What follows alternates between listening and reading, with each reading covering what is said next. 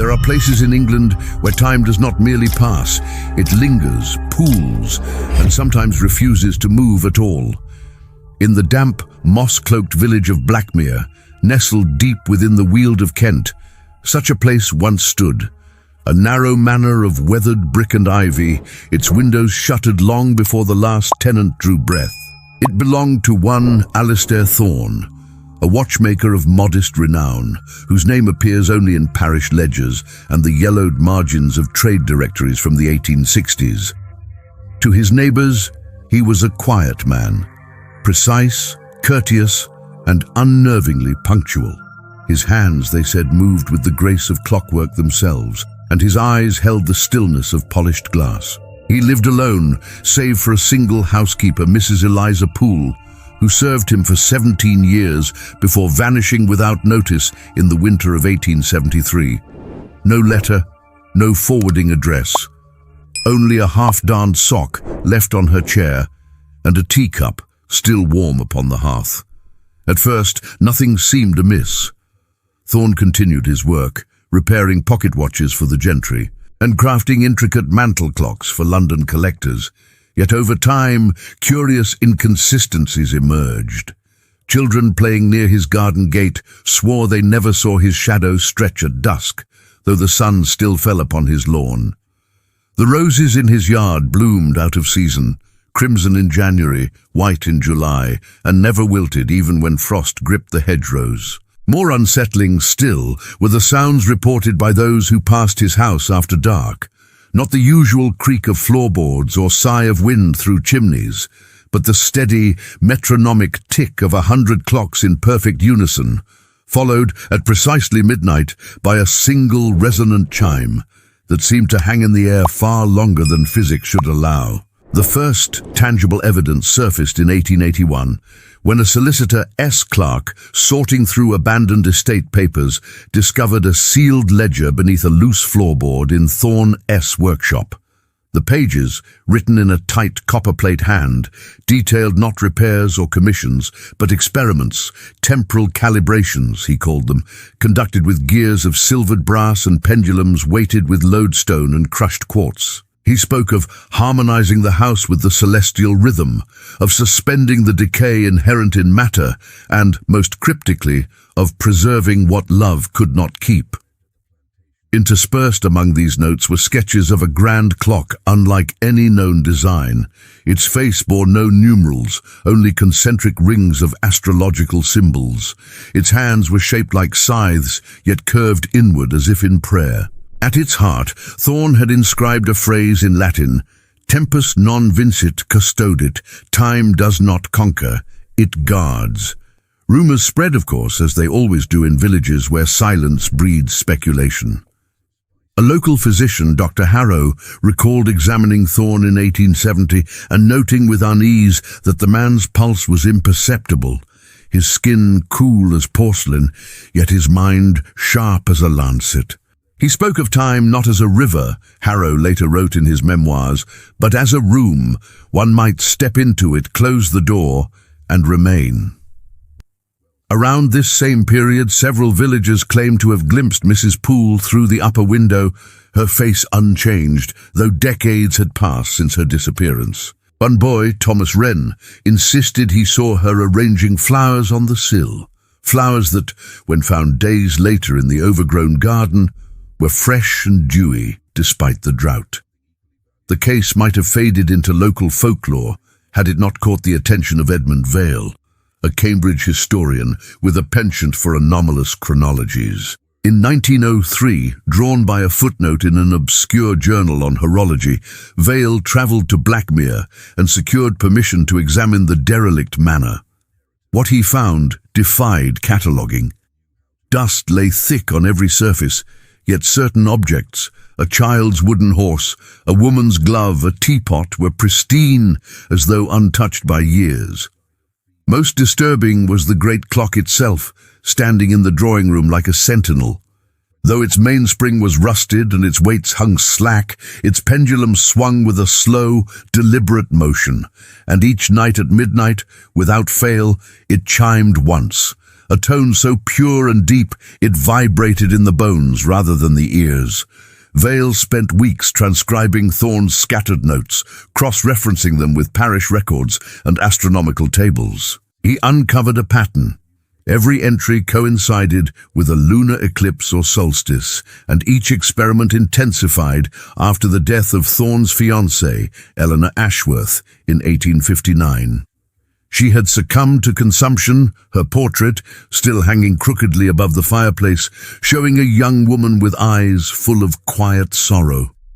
Vale became obsessed. He returned each season, sleeping in the manor, despite the cold that clung to the walls like damp linen, despite the way his own pocket watch would stop the moment he crossed the threshold. He began to dream of Eleanor, not as a ghost, but as a presence folded into the very grain of the house, her breath the sigh between ticks, her voice the silence after the chime. In a hidden compartment behind the clock's casing, he found her final letter to Thorne, never sent.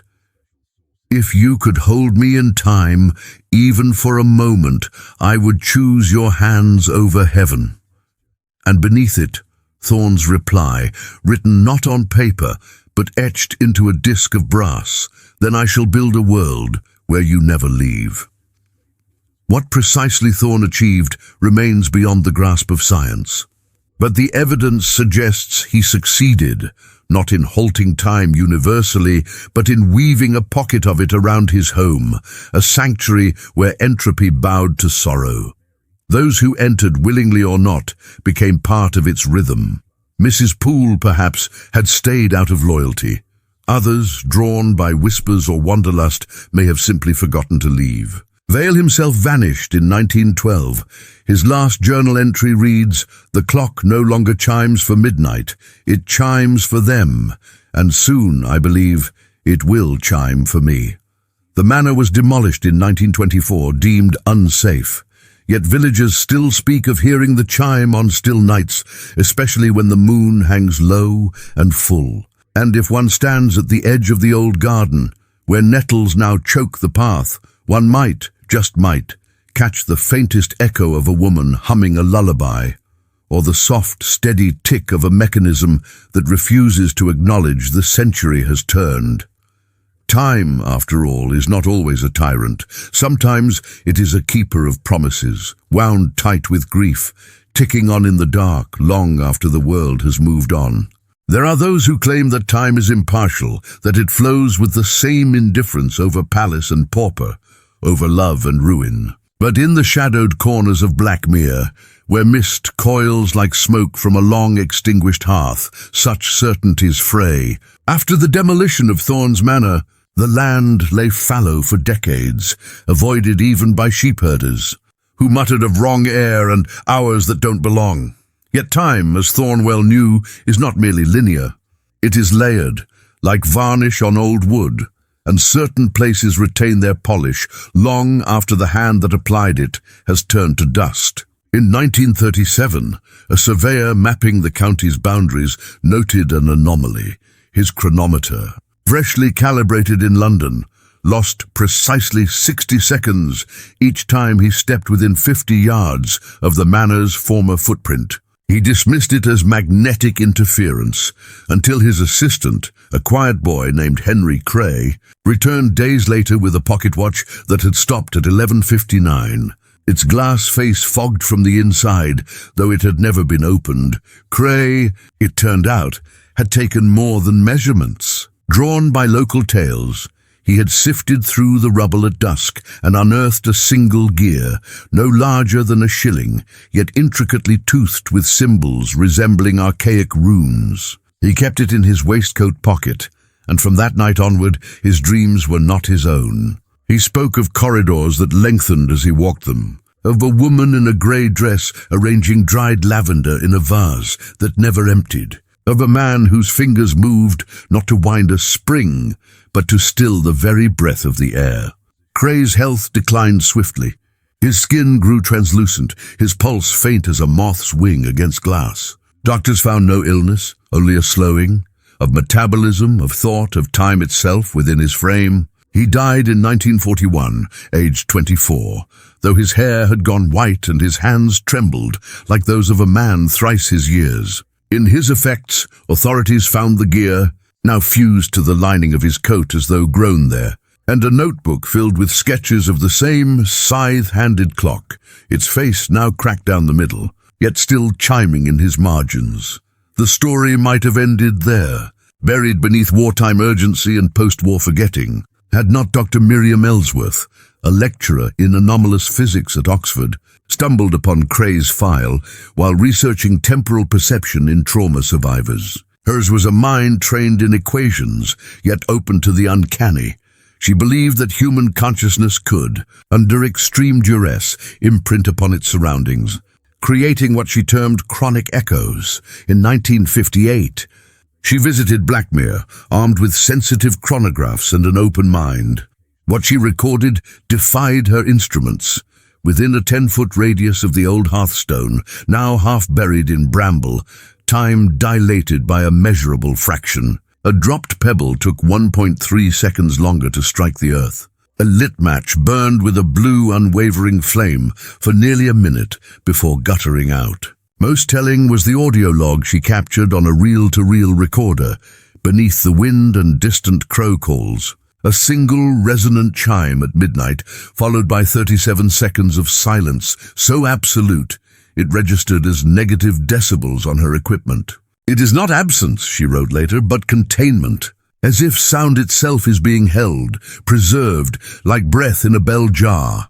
Ellsworth returned each equinox for 7 years, each time bringing more sensitive gear, each time growing quieter, more withdrawn. Colleagues noted that her wristwatch no longer matched theirs. She aged slower, or perhaps not at all. Her eyes retained the sharpness of youth even as her hair silvered. In her final journal, discovered after her sudden disappearance in 1965, she described a revelation not of mechanism, but of vow. Thorne, she theorized, had not merely built a clock.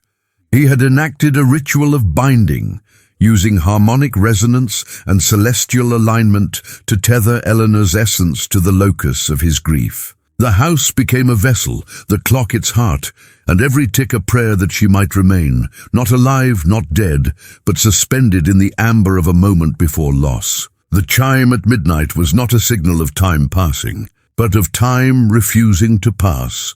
A single note struck again and again to keep the world from turning far enough to erase her completely.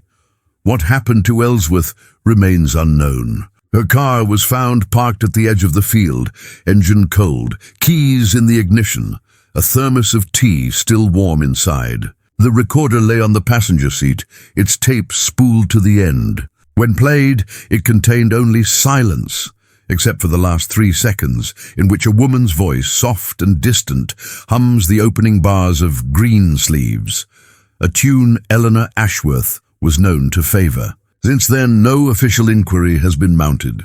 The field is now part of a private estate, fenced and posted against trespass. Yet on certain nights, always clear, always windless, locals report hearing the chime. Not loud, not mournful, but steady, patient, as if waiting for someone to remember the way home, and if one stands very still at the boundary stone, just as the church clock in the village strikes 12, one might feel it. Not a sound, but a stillness that arrives a heartbeat too late, as though the world has paused to listen. In that silence, the past is not past at all. It is merely waiting behind the next tick, behind the next breath, behind the next chime that never quite fades. Time, in the end, may be the most faithful keeper of love, and the cruelest jailer of those who refuse to let go. The persistence of Thorne's anomaly did not diminish with the decades. If anything, it deepened, as though the silence around it had grown denser, more attentive. By the 1970s, the field where his manor once stood had become a subject of quiet fascination among a scattered few, archivists, amateur horologists, and those drawn to places where the ordinary rules of existence seemed to fray at the edges. Among them was Arthur Pembroke, a retired schoolmaster with a lifelong interest in Victorian esoterica. Unlike Ellsworth, he brought no instruments, only notebooks, a magnifying glass, and a dog-eared copy of The Philosophy of Duration by Henri Bergson, its margins filled with his own annotations on memory and temporal perception. He arrived each autumn, always on the same date, October 17th, the anniversary of Eleanor Ashworth's death, and would sit for hours on the mossy boundary stone. Eyes closed, listening, Pembroke never claimed to hear the chime himself. Instead, he documented what others described, the way dogs refused to cross into the field, how birds fell silent mid-flight overhead, how watches worn by visitors would stop.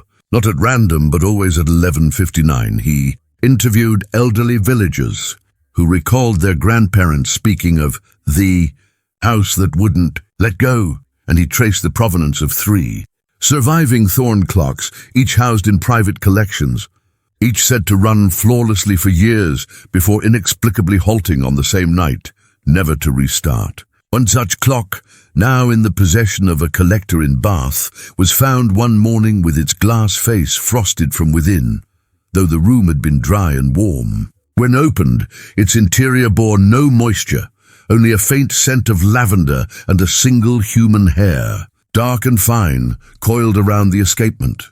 Pembroke's greatest discovery came not from paper or artifact, but from absence in the Kent County archives while cross-referencing burial records. He noted a peculiar omission.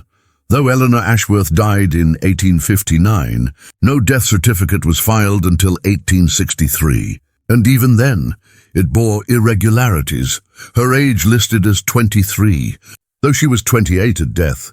The cause listed as decline, a term long out of use by that year. More troubling, the parish register showed that Thorne had paid for a burial plot in 1859, yet the grave was never used. The plot remained empty, marked only by a plain headstone bearing her initials and the dates 1836-1859. But when ground-penetrating radar was discreetly employed in 1982, at Pembroke's quiet urging, it revealed not a coffin, but a cavity shaped like one, empty, yet lined with a thin layer of silvered ash that defied chemical analysis. Soil samples from the site showed traces of quartz and mercury, substances Thorne had referenced in his workshop notes as temporal stabilizers. It was Pembroke who first proposed that Thorne's work was not merely mechanical, but alchemical, a fusion of precision engineering and forbidden metaphysics. He believed Thorne had discovered, or perhaps intuited, that time is not uniform, but porous, and that grief, when concentrated with sufficient intensity, could warp its fabric. The house, then, was not a prison for Eleanor, but a sanctuary, a bubble of preserved moments sustained by the clock's chime, which acted not as a marker of hours, but as a tether, anchoring her presence to the physical world. Each chime was a renewal of the vow, "I will not let you go." And the house, in turn, became a living reliquary, its walls imbued with the residue of that promise. Pembroke's health began to fail in the late 1980s. His letters to colleagues grew sparse, then cryptic. "I dream in ticks now," he wrote to a friend in 1989. "Not seconds, but spaces between them." He claimed that time within the field moved differently, not slower, but thicker, as if each moment contained layers of itself, like varnish on an old violin. In his final visit in October 1991, he left his notebook on the boundary stone. It was found weeks later, rain-warped but legible. The last entry read, "She is not in the house. The house is in her." And the clock is only the echo of his voice, calling her back into being, again and again.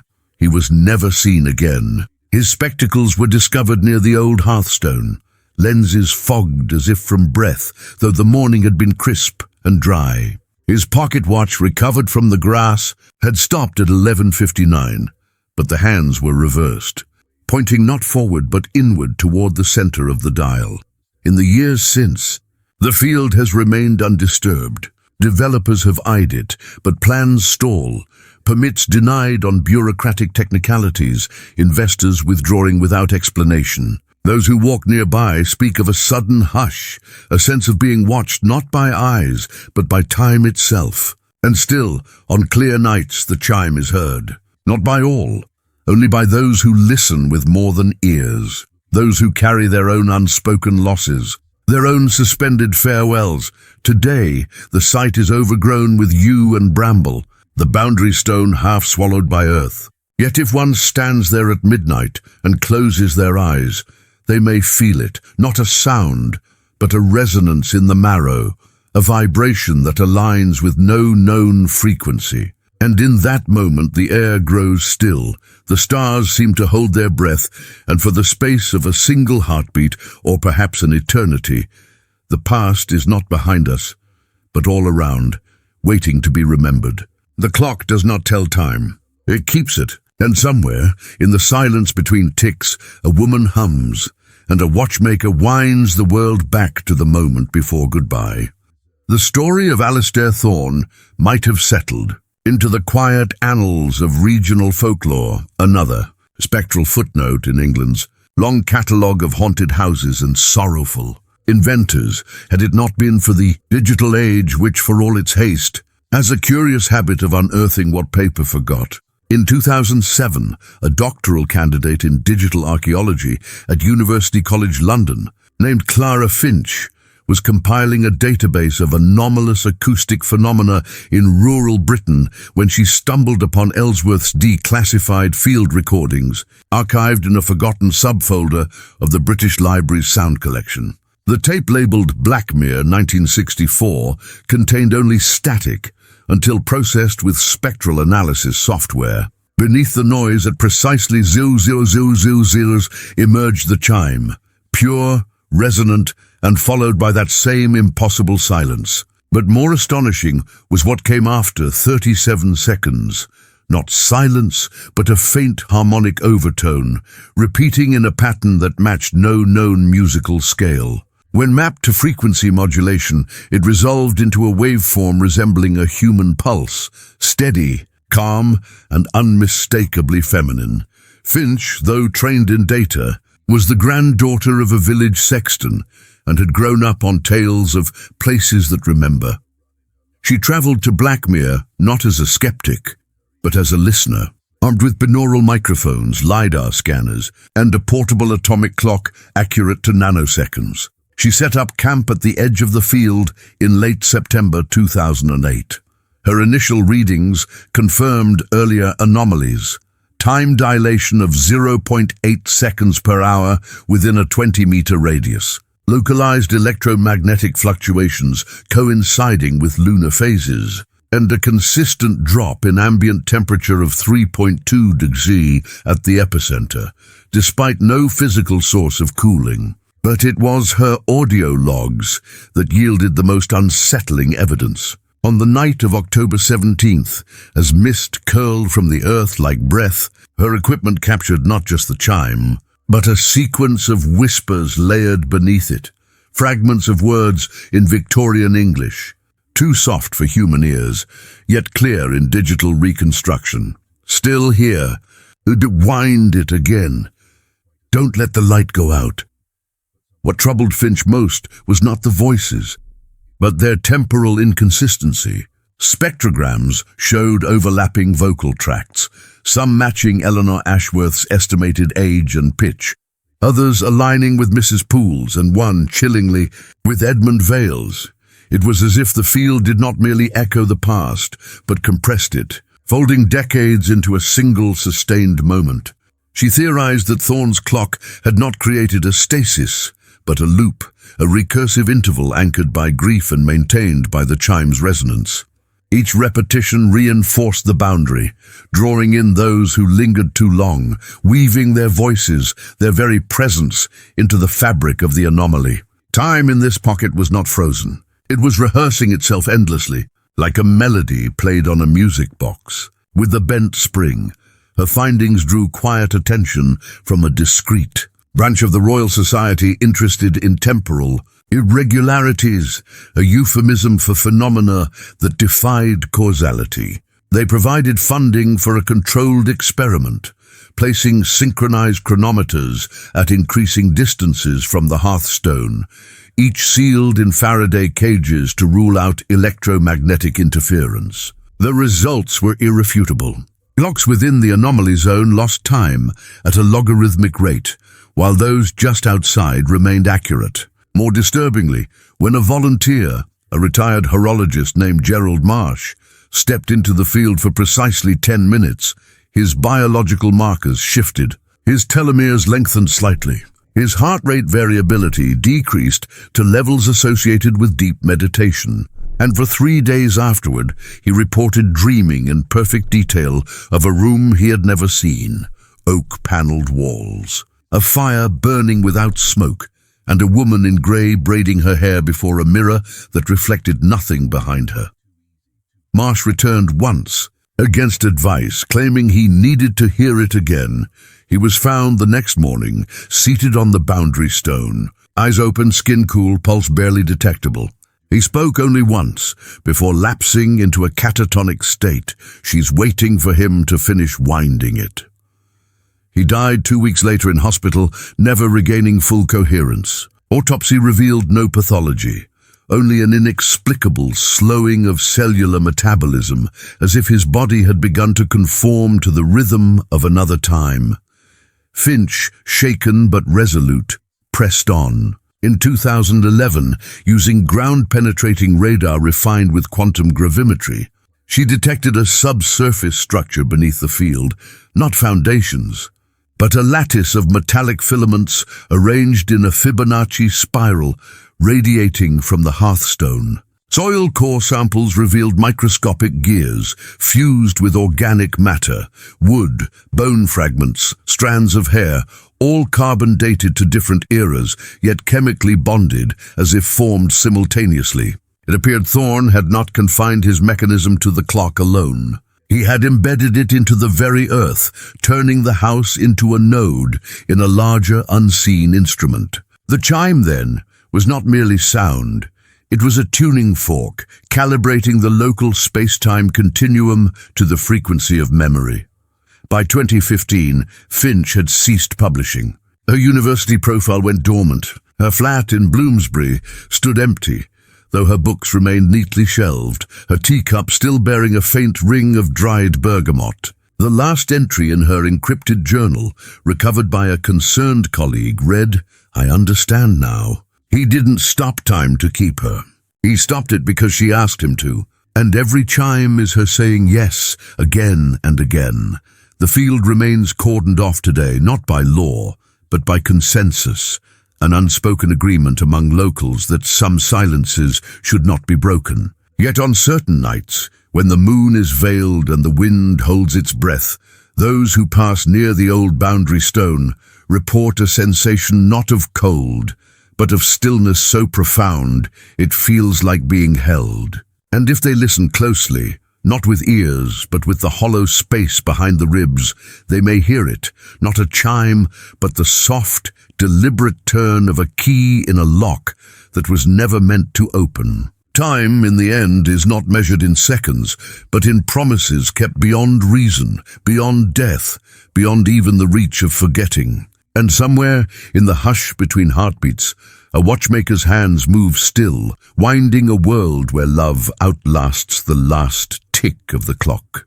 The silence of Blackmere did not deepen with neglect. It matured, like wine in a sealed cask, growing richer and more complex with each passing decade. By the 2020s, the field had become less a location than a legend whispered among those who study the liminal, the archivists of absence, the cartographers of quiet grief. Yet even legends require witnesses, and in the autumn of 2023, one arrived not by academic curiosity, but by inheritance. Daniel Thorne, no relation, or so he claimed, was a conservator of antique timepieces from Bristol, summoned by a solicitor's letter informing him of a bequest, a locked mahogany case, left to any Thorne who still winds clocks by hand, discovered in the vaults of a defunct Kentish bank. Inside lay a disassembled movement of extraordinary craftsmanship, gears of beryllium bronze,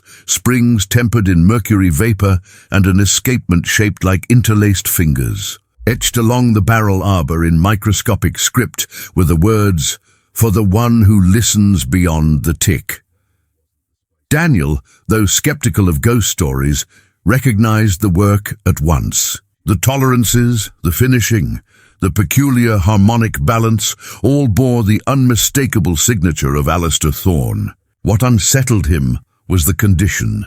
Though untouched for over a century, the metal showed no oxidation, and when held to the ear, the mainspring emitted a faint, rhythmic hum, as if still under tension.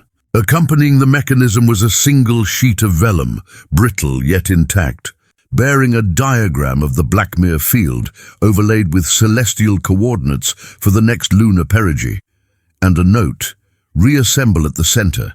Wind once, do not speak."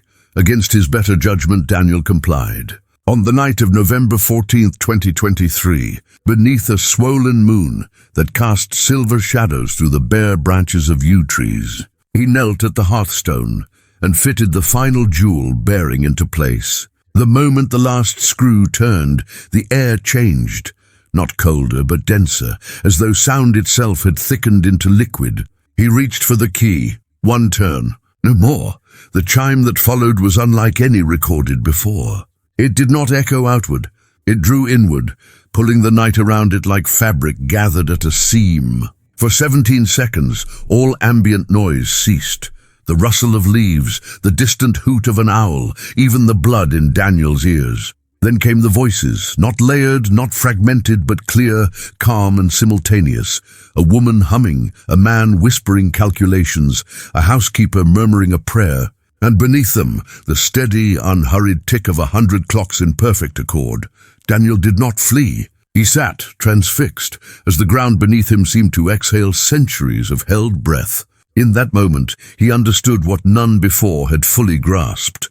The anomaly was not a prison, nor a loop, nor even a sanctuary. It was a conversation, a dialogue between love and time, sustained across generations by those who refused to let the final word be silence. Each visitor, each investigator, each grieving soul who paused long enough to listen became part of the resonance. Their presence fed the field not as victims, but as witnesses. Their attention a kind of oxygen for the ember of memory. He returned every month thereafter, always at midnight, never speaking, only listening. His colleagues noted changes. His movements grew more deliberate, his speech slower, as if measuring each word against an internal metronome. His hair grayed prematurely, yet his eyes retained a youthful clarity, as though he saw not just the present, but the sediment of time beneath it. In his workshop, clocks he repaired began to run with uncanny precision, so accurate they gained or lost no more than a second per year. Customers remarked that time in his shop felt different, as if stretched thin and smoothed like silk. In early 2025, Daniel donated the reassembled movement to the British Horological Institute, but with one condition: it must never be displayed, only stored in a lead-lined case and checked monthly for tension. "It's not broken," he wrote in his accompanying letter. "It is waiting." He added no explanation, only a postscript. Some silences are not empty. They are full of listening. Today, the field at Blackmere shows no outward sign of its secret. Rain falls there as it does elsewhere.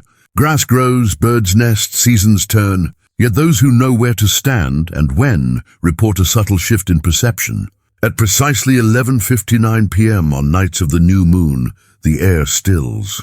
Shadows lengthen unnaturally, and if one closes their eyes, they may feel the faintest vibration in the earth, not a tremor but a pulse, slow and steady, like the heartbeat of a slumbering giant. Or perhaps like the gentle turn of a key in a lock that has finally accepted its purpose. No one speaks of Thorne anymore as a madman or a tragic figure. He is remembered quietly as a man who loved so fiercely that he bent the laws of nature not to defy death, but to honor what death could not take. The moment of recognition, the shared glance, the unspoken vow that lingers long after lips have stilled.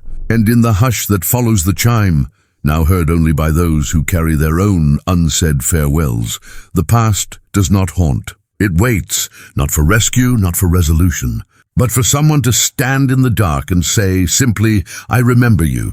Thus, the clock endures, not on a mantle, not in a museum, but in the quiet spaces between seconds, where love and time negotiate their oldest truce. And somewhere, in the velvet silence of an English night, a single chime rings out, not to mark the hour, but to remind the world that some promises are kept not in words, but in stillness.